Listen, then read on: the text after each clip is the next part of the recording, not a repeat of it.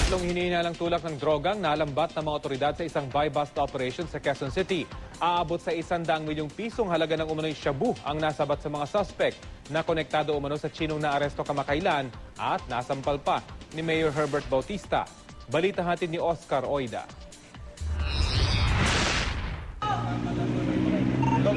Kulang-kulang 100 milyong pisong halaga ng pinaniniwala ang shabu ang nakumpiska ng operatiba ng QC District Anti-Illegal Drug Special Operations Group matapos ang isang matagumpay na buy-bust operation sa panulukan ng West Avenue at Examiner Street sa Quezon City.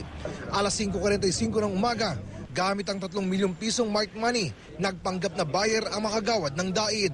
Nang magkabayaran, inaresto na ng mga otoridad ang 3 drug dealer, isa rito, babae. Sa loob ng sasakyan ng mga suspect, nakuha ng otoridad ang droga. Base sa inisyal impormasyon, konektado man ito sa Chinese national na naaresto sa Mayfilcoa. Mahigit 2 linggo na ang nakakaraan. Matatanda ang nasampal pa ito ni Mayor Herbert Bautista. After the arrest po natin doon sa Mayfilcoa po, doon sa Chinese national, may instruction po ng director natin na wag po nang tumigil. Idig-deeper at yung mga iba pang cohorts na kailangan makuha. So, nakakuha po tayo ng informante na pwede po maka-order po sa kanila.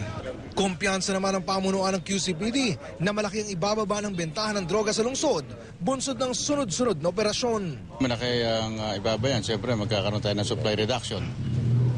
Ay, pag nabubawas ang supply, therefore, wala rin mabibili yung ating mga drug users. Itong mga nagbebenta ng droga, tumigil na kayo at wala kayong mapupuntahan. Lalo na pag pumunta kayo dito sa Quezon City, mahagip kayo. Sigurado, itong nakuha na nyo ito, Nobel na naman kayo dito. Oscar Oida, GMA News.